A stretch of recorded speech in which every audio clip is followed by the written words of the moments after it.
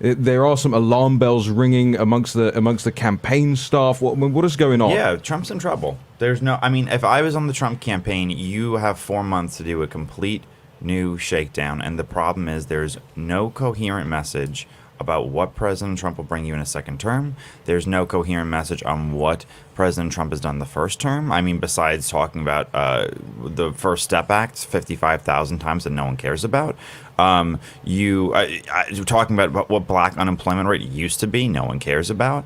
I think that he's in serious trouble. He's down, according to the New York Times poll, which is a very good polling company, so I'm not dismissing them. I think that they're overhyped the Democrat sample size a little bit, but that's besides the point.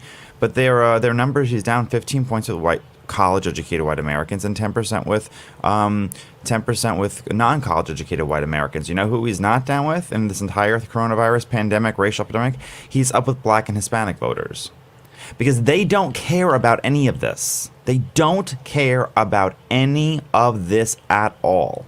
This is a white liberal thing from people who read the Atlantic magazine and hate you and will always hate you. They do not care. Average working people do not care about anything that's going on right now in America when it comes to taking down a statue to make them feel better about themselves. And like you said with the Pew study, 17%, I didn't see the Pew study, but if that's true, it makes complete sense. Did you see that girl covered in Lululemon who's screaming at a black police officer? She's a white girl. You're part of the problem. You're a racist. These people have lost their minds. If we were producing animal shelters that created as many mentally deficient creatures as our universities are, we would shut them down in a heartbeat. Let me ask you this question. Well said. That's a Ryan rant from this original. Let me ask you this question.